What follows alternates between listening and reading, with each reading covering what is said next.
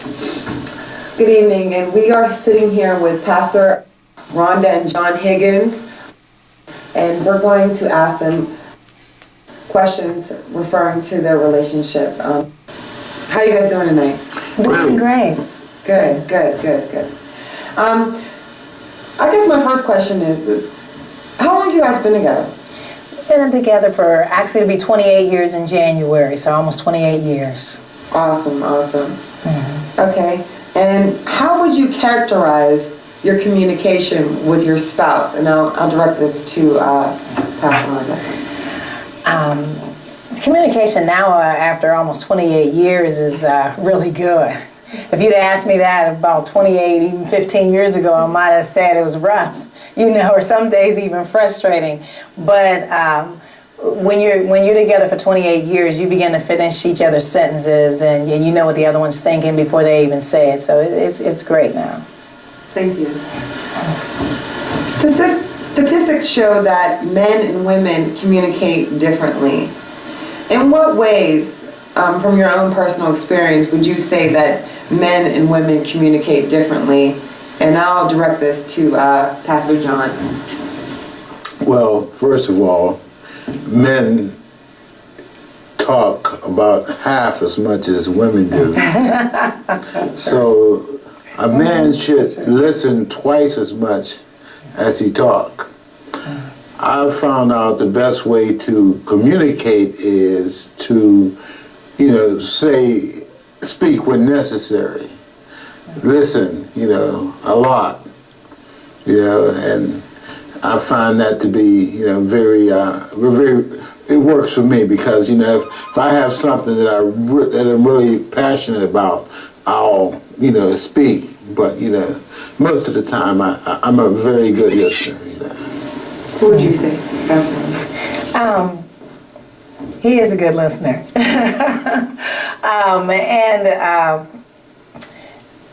I find that just having that communication, men and women are different because it is just a scientific fact that we speak about 20,000 words to their 7,000.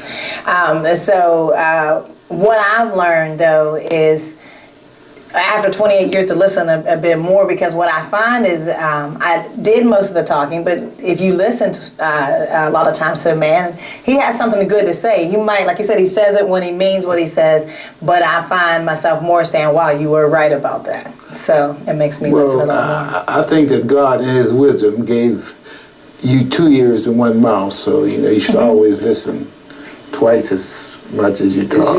See, now see, that's a profound statement I wouldn't have thought about. Good point. That's right. Thank you. In the beginning of your relationship, I know you guys have been together 28 years, but in the beginning, what were some communication obstacles or issues that you guys experienced?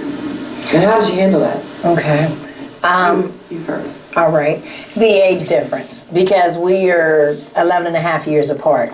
So therefore, when we first got married, I was extremely immature. So I couldn't see things that he wanted to see.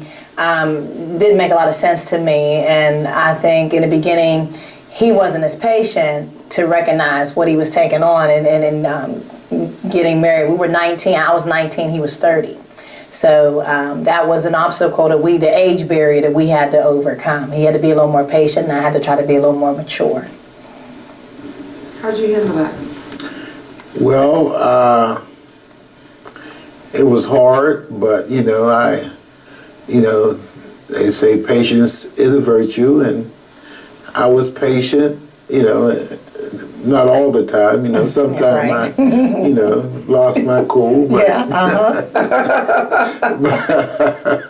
but somehow we made it through. I didn't do anything, drastic, but, I learned how to, control myself and just be patient and, things will work out. Thank you. Okay, how has the way you communicated in the earlier years and all the obstacles that you guys had to overcome differ from the way you guys communicate now? After 28 years, how has your communication changed? we learn to compromise more. When we were younger, it was sort of, especially with me, like my way or the highway, and his was more, well, you know what, maybe I should give up, but we just somehow we kept staying together, and now we have gotten to a point that we know it's a 50-50 in the way it's designed to be, and we compromise. We compromise on everything, and we give each other more respect. So compromise and respect is something that we do a lot now that, we just weren't mature enough to do it then, so that's what it is. Thank you. Things happen, circumstances arise, and sometimes we have opposing views on situations. How would you communicate dissatisfaction? How do you effectively argue with your partner? I'll start with you, Councilman. Well, I've learned to, when we first got married, the judge told us little things don't matter. And I've learned to, sort of like weigh things out. Is this important to me or, not important to me, and You pick your battles. Yes, of course. I've learned how to, what's important, I go for it. If it's not important, I learn how to compromise, so that's how we tell do it. me, if you wanted something, how do you effectively argue with your wife? Well, I lay out my case, I give her all the points of why it should be this way, and she'll give me her points of why she thinks it should be that way, and somehow we just, maybe come meet in the middle, sometimes, or maybe she might lean towards my way once I lay my case out, or I might lean towards her way. What about you, Dr. Ritter? You know what? I learned to now. I used to just get into an argument and try to prove my way and not get nowhere. And I found after so many years of maturity, the person, when they're upset, they really shut you down. They really don't hear what you're saying. So now I find that I wait and calm down, listen, and then come to him. And if we don't agree about it, sometimes I let it go, bring it back the next day. So, we find that sometimes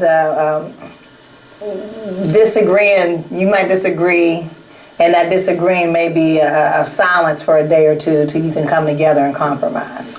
Yeah, that old saying, what a difference a day makes, is really true. Right, sometimes, right. Once you sleep on it,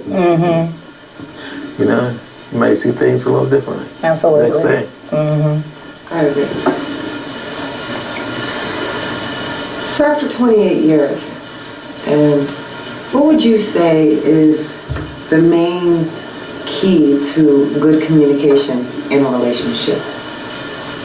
Honesty, really honesty. If you want something, be honest about, what you want, really. A lot of times people, they want something, but they'll ask for something else, Instead of being, forthright, they'll try to, manipulate the person into giving them what they want. Instead of, being honest and, really, going for, what they want. I think honesty is the best policy. What about you? Commitment, because you have to recognize when you take those vows. We got married initially because we was young by a judge. Then we went back and we renewed our vows and had a big wedding. And we thought about those words, for good, for bad, sickness and health, and all those things that you say. You really got to mean it. You have to be down for the cause. So no matter what happens, it's like, I'm in this. I'm in this with you till death do us part.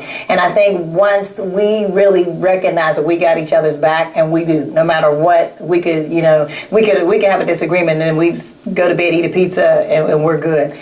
Just we got each other's back. We know that we can count on each other. I know I could lose my mind and go to Mexico. He'll come there and get me. And that's the commitment. I love that. Thank you. So, in one word, what's good communication? Understanding. Good communication is listening.